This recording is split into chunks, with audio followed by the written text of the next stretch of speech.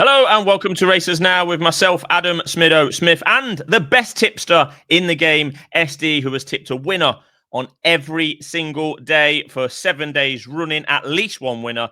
That's on the Daily Tips over on Twitter and YouTube every morning between 8 and 8:30. If you want, you can call him Craig David. 7 days and all that. How are you, SD? Yes, you've used that one before, haven't you? Well, we needed to use it because there's no one else tipping up winners 7 days on the trot. Yes, indeed. Amazing. That's all pretty good from SD. It shows a profit in August alone. We're only on August the 18th, plus 30 points in August, plus 18 points in July. And since we started the flat season, every single day since April the 6th, plus 57 points to the stakes advised every single day on Twitter and YouTube for free. Anyway, in this video, SD, we're looking forward to day one of the York Ebor Festival on Wednesday, the 20th of August, where the feature race is the Juddmonte International. Shall we start our conversation there? You just seem very enthusiastic about the entire thing. Well, it is the best race in the world officially in 2024 and in other previous years before that as well.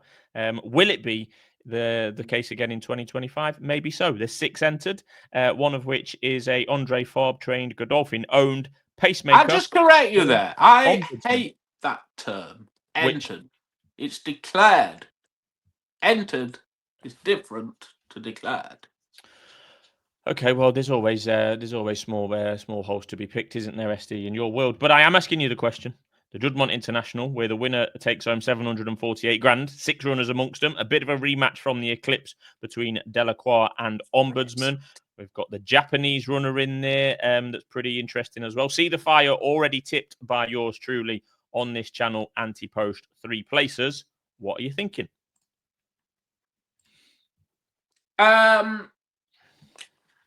I don't know why Delacroix drifted last night. It was unbelievable. He could have been on any price on the machine. Look, I suspect Ombudsman will beat Delacroix because as we've gone over this before, Ombudsman was ridden efficiently at Ascot, and Delacroix rather pulled it out the fire at Sandown. I'm not sure with no hill. It'll necessarily play into Delacroix. I can see the fire angle, which is basically some horses like York. And she does seem to run, a hell of a lot better at York. I think that is fair to say, isn't it? I don't know. I thought the Japanese horse was probably overpriced, certainly on the last 2 runs, which when I did a bit of clicking around today were equivocal to certainly performances of either Ombudsman or Delacroix, and the fact is it's Japanese and it's probably a point overpriced. I'm not going to eulogize about it. I just thought it was the value in the race. That's it. It's not the best race in the world by any means. Last ran in April, the start of April at Meydan, a week or so later than usual, which is Dubai World Cup night. Beat Calandagan that day in the Shima Classic, and has been the subject really. This Danon Decile as a bit of a not a gamble by any stretch, but has been well supported continuously for a couple of weeks. I think that's. I think maybe there's a few yen gone on it. But I think there's enough juice in the price still. I'm just not terribly excited. I never get excited about York. But, throw enough money at something, as someone said to me yesterday, throw enough money at something and it all appears perfect. Well, it isn't. I have tipped. I'm much more looking forward to Carlisle and Hamilton this week. Yes. For that matter. Yeah. and I think you're completely wrong. But yes, we have. I've already put up See the Fire anti-post, so I'll be cheering that one on. 3 places. It's about the same price now, but you'll only get 2. Yeah, Delacroix. It was strange. I mean, I was on the plane yesterday, got back, and looked like Delacroix wasn't running. World was all the rage, apparently.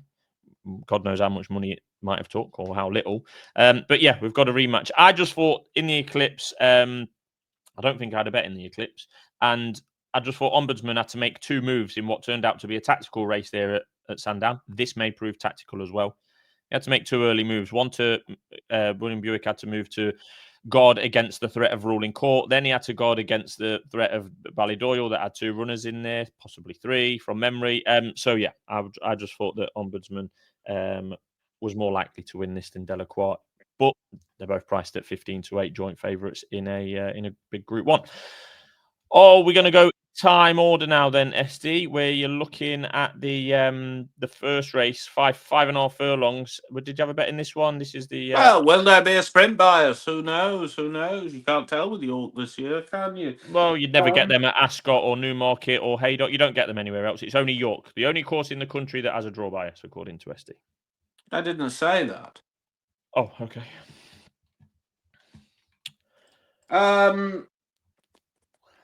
Marty Hopkirk may just have been undone by the rain at Goodwood, I thought.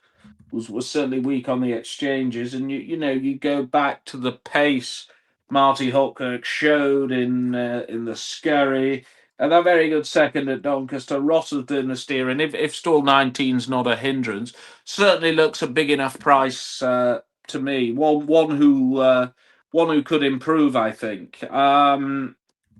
Springy Spring last time was arguably flattered by the draw bias at Haydock. There's a few others in there. I thought Squealer had a chance. Zero Angel wasn't out of it. But the man could just be a plot job for Spencer. Won first time out last year, didn't do much. Last seen actually here, I think, in the Roses. Then wins here, first time out this year. Non-runner on heavy ground at Goodwood. I just think might be a better horse fresh. £8 isn't insurmountable. Spencer's a bit of a bugger, isn't he? Training these big handicap winners. Yep. I just thought the 3-year-olds were the way to play the race. Again, I don't know about the draw bias. It might be they all go far side or whatever, but I was fairly happy to play the man. I'm not trying to screw you here, SD, because there might be a very, very small number of happenings that this has happened, but no 3-year-old win in the last 10 years. Is that usual or unusual? It wouldn't necessarily worry me.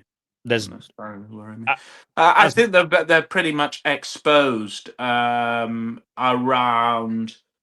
Well, as you'd expect for a sprint handicap, but there's not that many going forwards, is there?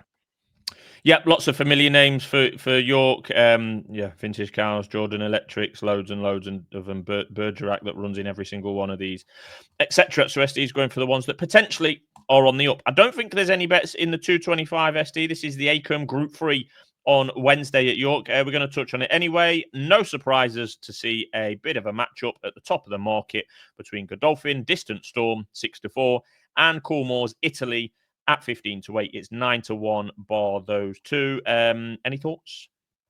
I think the Godolphin horse will win. I'm not backing him, but I think he'll win. I thought he was very, very good at Newmarket. That race has worked out absolutely superbly, hasn't it? I backed Constitution River at 10-1 on the exchange that day. Failed by a short head, but yes, worked out well. Very well. It's worked. I can't remember how many winners have come out, but it's a hell of a lot. It was a proper race that. His price rose as a yearling. They clearly knew they had something from 90,000 guineas to 1.9 million euros. I think he could be very, very good in these. I think he could. I think we might be seeing something quite special, but we'll see. The second on that day won since The third that day not run. The fourth on that day has won twice since. The fifth has won. The sixth has won. I've not gone any further back than that. So it's pretty good distance storm there for Godolphin. But no bets from me at this stage. I mean, if I'm backing a horse at 6-4, I don't tend to back a bloody 2-year-old that's had one run out of a maiden. It's certainly not my modus operandi, and I don't think it's yours either. But I think this one will work. Yeah, okay. On to the Voltigeur then, SD. This is at 3:00, the race before the Juddmonte, if you like. As I've said before on the channel, this has become Aidan O'Brien's favourite Group 2, but it's no longer considered at Ballydoyle headquarters as a St. Leger trial, as it traditionally and probably should be. They consider it now a Arc Prep for an Irish Derby winner last year. Los Angeles came here a £3 penalty, or I think it's £2. £3 penalty, £5 penalty, should I say? Sorry, and won first time ever that someone's won the Voltigeur under a penalty, and they're going to try and do the same again this year with dual Derby winner from Epsom and the Curragh, Lambourne, who's 8-11. Does he excite you? No, he doesn't excite me. He doesn't excite me either. He could win. He could win. Of course, he could win. I think he. I think he outstayed everyone at Epsom. Similar comments could be made to the Curragh, although I've looked less into that. He looks all and out a St. Leger horse to me, but they have this thing of saying, where they switch on the stallion talk like they did last year with Los Angeles, and then they start to describe them as classy. And when they describe a horse as classy, that means that they are not going to run it in the St. Leger by the looks of it. But no, does he knock me over? I don't know. But what is he on the machine now for the Leger? Because he was a hell of a lot shorter, when I looked on, I think it was Saturday. I'll tell you when you next come to me. I think he's got a bit more on his plate here. I'll back against him. It's a pity there's only 7 running, isn't it? I still think there's a bit of mileage in Stay True, I mean, I know the Lingfield Derby trial form is nothing, but he ran a hell of a race that day for second time up. I wonder why they were running him when they're putting the pacemaker in as well. I suspect he's a proper horse, and I'll pay to find out. He was 12 earlier. He's now 9. He's just about a bet, and I think he can run well. I just have a feeling that if Lambourne can just be bustled up and taken on, and somebody makes a nuisance of him, he may just crumble. I don't think he's the classiest Derby winner ever by any means. In fact, I would put him probably on a par with something like Charmit or something like that. I thought the other one to back in the race was Arabian Force, who's clearly going places. Haggis is on fire at the moment as well. Yeah. Ran a good race in the Glasgow last time. That was a muddling affair. For all the world, looks to want 12 furlongs, doesn't he? So I think I thought it was just I wanted to take Lambourne on. That was the way I did it. I think there's a few angles in here. Lambourne with the possibly classy than these lot, but possibly not a classy Derby winner, as SD said. We've got Karma's in there that won at Royal Ascot, not seen since. That was in the middle of June. Stay True. You can just feel the comments on Stay True after this race will be still got plenty of development, will be a 4-year-old. His autumn campaign starts here type thing. He's not been seen since that Lingfield Derby trial. I don't think that was a good race anyway. So yeah, I do like the angle. I would say I would prefer the angle on Arabian Force SD than Stay True if I had to critique your selections. And Pride of Aris might be the most interesting one, really, because out of the rest on official ratings, he is the highest rated off 111. So he might. Yeah, I'm just saying something might improve past these. I mean, the angle, I think, with Pride of Aris, I mean, he probably, hindsight, is now shown it was the worst Dante of all time, isn't it? Yes, terrible. So it didn't look it at the time, but no, God, what a pile of dog turd that was. Yeah, I agree. And he was given a borderline ridiculous ride in the Curragh. How any jockey can go to the Curragh, and there was at least 2 of them British based, in that Irish Derby that were way too far off. Lazy Griff was the other one. The potential eye catcher, not to me, but to others, may have been an eye catcher in the Irish Derby. Just way too far off the pace. It's one of the most pace biased courses in Europe, really. Right, we've already covered on the Juddmonte, haven't we, SD? You didn't have any more. Oh, are we going to look at, as we usually do on a Monday night, anti-post for Saturday? But given it's a festival week, we have taken a different turn, given they've declared for Wednesday. But is there anything else in the anti-post markets for this week? Possibly Thursday, although they're declaring in the morning. Possibly Friday, but definitely Saturday. No, you got the wrong day, sir. Celebration Mile. Sunday. They Oh, moved it. Oh, sorry. Can you believe it? They moved Goodwood, it. Goodwood do race on Saturday. Yes, they do. They do, sir. You weren't that far off. I'll be at sunny Yarmouth on Sunday. Which will be fun. And why have they moved it? I don't mind. I don't mind the idea. I suspect. I don't know. ITV minus 71 today, and do you know what? It isn't a bad move moving it. I think this was always the traditional Saturday meeting when the Ebor was midweek, and it sort of gains a bit more prominence again. I don't necessarily have an issue with it at all. Did they race 3 days last year, Goodwood? Yeah, they race 3 days every year, but they've just moved the Saturday to the Sunday. Was it just the one race? Yeah, they've just moved the Celebration Mile. I mean, it will be good. I mean, just as an idea for ITV, we're not criticising by any means. Well, SD is a star of ITV. Yes. It would just be nice if ITV, and this might not go down too well, rather than showing, I don't know, the Class 3 handicap to begin with, if they just swap that with the seller, show the seller, and then show the auction after. It's great theatre, isn't it? If you get people bidding, yeah, I've presented the trophy to a couple of sellers where there was basically no bidders.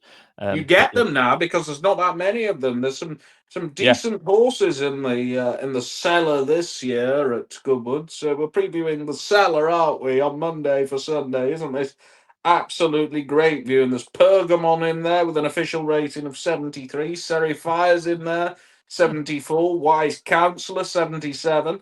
Nanny Park for Fanshawe, Mr. Skeleton Man himself, 70.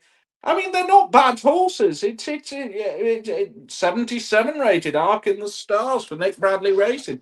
As I say, they're not bad horses. It would just make great viewing. But I did think there was a bet in the Celebration Mile. But, Charlie Johnston, if you're watching, I know your dad blocks every bugger on Twitter, but maybe you'll watch this. I am convinced, and have been for some time, and viewers may have heard me say this, that Arisaig is a lot better horse at Goodwood than anywhere else. Was arguably, I thought he won really well. She won really well last year in the mile handicap there, and was very unlucky in the listed race here on Guinea's Day. When behind Crimson Advocate, who of course went on to win, the Duke of Cambridge at Ascot. Yes, and then Chris ran really well in the Falmouth as well without winning. Yes. So there's a little bit of back form there. Also entered in an absolute lottery at York on Thursday. Charlie, if you're watching, much better to go for the Celebration Mile. Only 11 entered. It's built into the price, it's double enter, but bloody hell, 33s is big, isn't it? Yes, you think it is. So that's why you're putting it up? Yeah. Yeah, I just think she's a better horse at Goodwood, and I think there's just a bit of back class there. Don't you? Again, I wish I could comment in deeper depth, SD, but I think it's a race that's going to cut up because Lake Forest is entered in the City of York. I hope he runs there because I've tipped him up anti-post. Jonquil I think, is going backwards. Persico was running over in Germany a couple of weeks ago, so we're not sure about him. And like you say, this Arisaig does just save his best for Goodwood, so hopefully he returns it. Also, he's double-entered, SD. Did you cover that? Yeah, she is double-entered. I know that. But she was 50 earlier. I wish I'd have bloody got on that. What I would say is you would think Persica would want it a bit softer. Yeah. Good horse, Persica. Yeah. Lake Forest, it's interesting. William Haggis is on record saying he's even managed to go to either Goodwood or York. So it's very much 50-50. I think it's worth just actually, while we're here talking about the city of York, a race which has been diluted somewhat from the Hungerford last week. Absolutely ludicrous. We say this every time, but it is true. Well, it's even more true now. It's been upgraded to a Group 1, but even when there was two Group 2, it could be Mark II of Pace Burner with bloody Audience and Quinault going hell for leather down the Knavesmire, thinking the Deja. I would personally prefer Never So Brave to Rosalian at this stage. I don't know about you. Yes, I mean, it's a positive that Rosalian looks to go here, although clearly not had the perfect preparation, given they had a bruised foot 48 hours ago. But yeah, I think Never So Brave. I mean, you've tipped him on this channel, SD, at 8-1. Anti-post, 0.75 points you've had on that one for your anti-post plays. I think that it's cut. It's actually the race with. I know Rosalian's back in. But away from Rosalian, the race has actually cut up more than what I was expecting. I was thinking it's going to be really interested into, but now it's been upgraded to a Group 1. You would get milers trying to look at 7. You would get 6 furlong horses trying to look at 7, rather than it being an outright 7 furlong specialist race with the likes of Audience and Kimros, etc. But given the last week's race, given the Jacques Lemarrois, given that Lazat was beat over in France on his latest start as well. It has cut up, but the addition, the re-edition of Rosalian, I think, is a positive. I know I wasn't really in the loop, SD, but there seemed to have been some controversy over the weekend about how it came about that Rosalian was. Yeah, and I think it was warranted. So, roughly speaking, Hammond goes on ATR on Friday afternoon and says everything's absolutely fine with the horse. When, then I think he's admitted there were some concerns since. And Hannon's argument is that he wanted to tell the owner first. Well, I think the easiest thing to do, rather than and the Racing Post will eulogise it. Have you read Lee Motto's head in the Post? He was saying Hannah was clearly speaking from the heart, yada yada yada, which is pathetic. Pathetic. I think what Hannah should have done, with the benefit of hindsight, is said to Matt Chapman, "Look, I'm not giving an interview. You don't have to." I mean, I know he'd won the race, etc., but I think in the circumstances, it would have been better not to speak to the media when he knew the question was going to come up, because there was no semblance of anything going on until, I text you. I'm in a good trading position for the race, as you've seen. Until... I just thought it was a little bit naughty, I have to say. You can't. What he didn't want to say was we've got significant concerns when the owner didn't know anything. Yeah, I get that. But don't give the interview at all. Yeah. All I'm saying is don't give the interview. But then we also saw from Haggis at Ascot about Merchant, where he said basically, there was all sorts going off beforehand, and he still won. So that was the other side. That was the other flip of the coin. SD, there is a subject that we need to talk about. I know you accuse me of hyperbole sometimes, but on Saturday night, hyperbole, sir, hyperbole, not hyperbole. Sorry, on Saturday night, when the news came out about this so-called strike where the detail doesn't quite match the headline of a strike, we must admit. In my 15 years now, it felt quite unprecedented. So yeah, the announcement was apparently on the 10th of September, all fixtures for that day, which I think there were 4, are being rearranged to go elsewhere. And it's not really a strike, it's a postponement or a blackout. We could be here all night talking about this. It's to do with the apparent the racing tax, even though it's not a tax directly on racing, it's a tax on all sports that are bet on. It's a bit of a mess. What did you make of it? I thought the way it was administered was crap. I mean, the BHA have leaked, but well, let's look at this. Newspapers, as you know, are published the night before. Yeah. The BHA leaked to a behind the paywall newspaper. Well, I don't think it was a leak. I think it was a deliberate release to them. Well, it was a deliberate release to the Times. Okay, that is a behind the paywall. It was joined up in terms of ARC, Jockey Club, BHA, yes, and other. But the initial media, the initial media thing was to the Times, which is behind a paywall. I thought that was pants, to be honest. I'm not sure that bothers me, to be honest with you. But no, but the point is, if you're going to try and do something and you're going to try and make a big issue of something, get people to read it en masse, not who are subscribers to the Times. I thought that was the first thing. I get what they're trying to do, but I think the reality is moving meetings and just having a day of blank racing. You know, I think there's some talk of racing folk going to Westminster on Prime Minister's Questions Day. Look, let's face it. If it comes to pass, I would ban. Some lady was interested in me going in Sky News yesterday, but I think I put her off slightly when I called Kier Starmer an absolute twat to her. Off camera, it did put her off. But it is true. The guy's a complete, and we're not doing politics here, but I think most people would agree that he's a complete and utter idiot. I'd warn him off every bloody racecourse.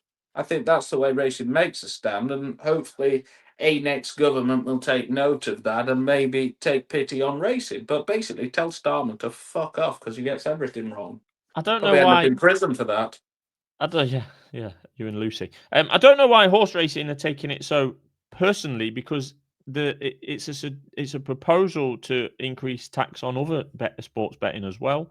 I think that it's a dangerous road to take to where they're trying to carve out betting on horse racing as being separate to not only betting on casino, which I believe it is separate, but also betting. They were trying to carve it out of betting on other sports as well. Don't really get that. I think that's an error. I agree with you. Yeah, I don't get that. I think sports and gaming should be different because what we have is a game of skill against basically, you know, you chucking your money and just hoping everything comes right. Well, that isn't the case. So I agree with that.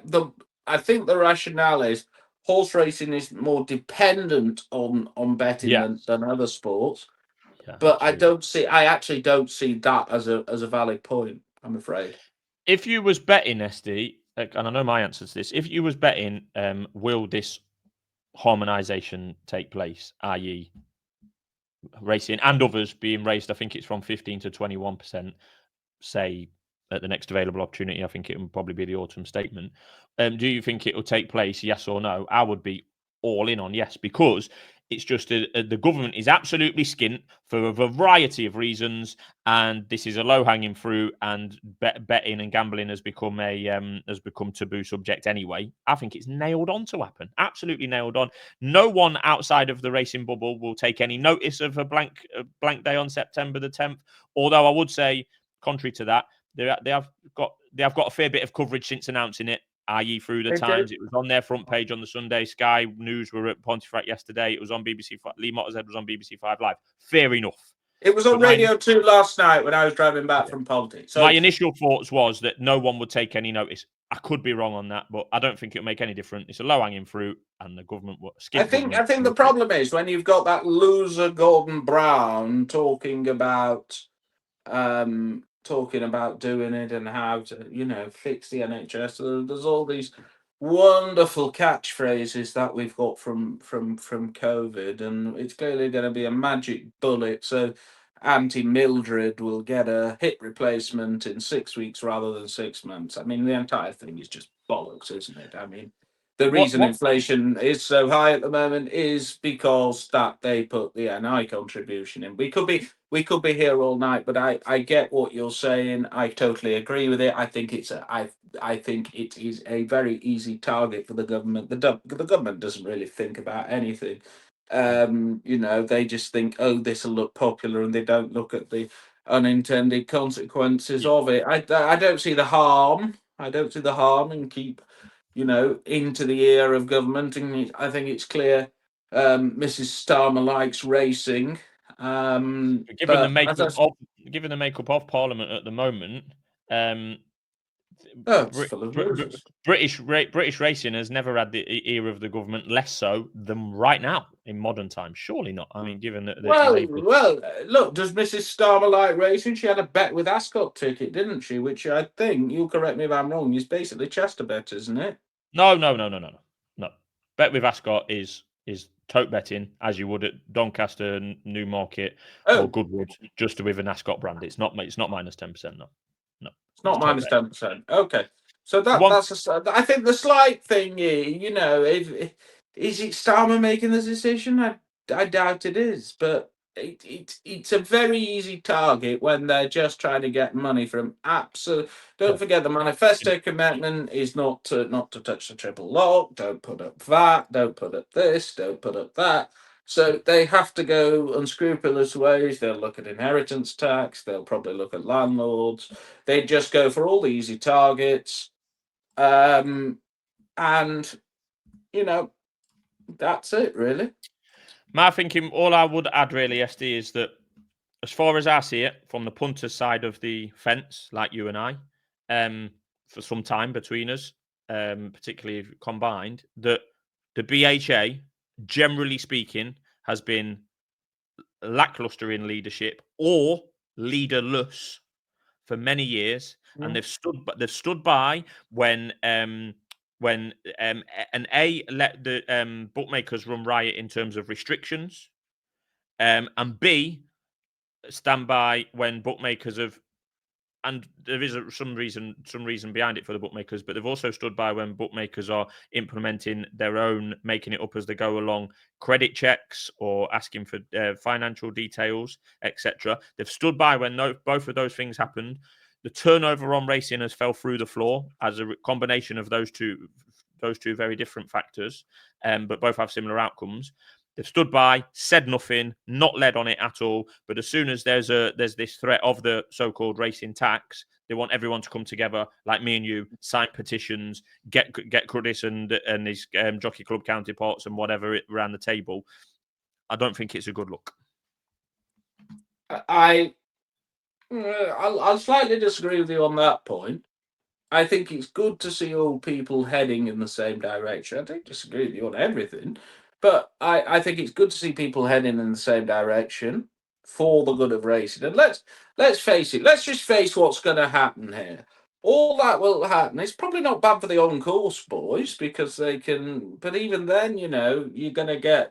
It'll be good for the proper on-course boys who don't follow Betfair because Betfair will probably put its percentage up. Yeah. But everyone heading in the same direction isn't necessarily a bad thing for once, I don't think. I accept. Yeah, but the key what you say there is for once, because it's been ages since anyone's ever done that. Yeah, now that the Wolves are at the door, they want everyone to stand together, having not done so for 15 years. Yeah, but at least they're doing it now. I mean, I admit it's a bit like Custer's last stand, and I think it'll probably happen. But I think you're more of a chance of overturning it if you unite. Whether I have to say, I think the methodology is crap. Maybe I don't know. I think probably the most effective way to do it is on this Prime Minister's Question Day. That trainers get in their horse boxes and just bloody flood Westminster with racehorses. That would be fun, wouldn't it? I don't know, something as dramatic as that. I think I think would help. I think we need more than John Gosden and his wife that doesn't go by the name of Gosden to be leading the way. Oh, yes, Mrs. What's her name? Wood. Is it Wood? No, it's not. What the hell is her name? Rachel Hood. Hood. Yeah. Yes. The second best dressed lady in racing. Right, we'll leave it with that, SD. You're firing in winners Happy day birthday to Judith Keppel. Do you know who Judith Keppel is? I've heard the name. I think you've mentioned that name before, but no. No, you're thinking of Alice Keppel, who's probably related. Alice Keppel, yeah. She's the first woman to win £1 million on Who Wants to Be a Millionaire, and she's 83 today. Just quickly, friend of the channels at Carlisle and Newcastle and Cartmel this weekend. It's Hexham next week as well. It is. They were watering. Hexham is back. The summer's over. Thank God for that. I'll be in jolly Norfolk for the week, so that'll be fun. And any of our southern viewers, I'll be doing not this weekend, but next weekend. I'll be doing my southern tour. So do come and see me at Sandown or Lingfield or Brighton. And on that bombshell, we'll see you later. Cheers. Bye bye.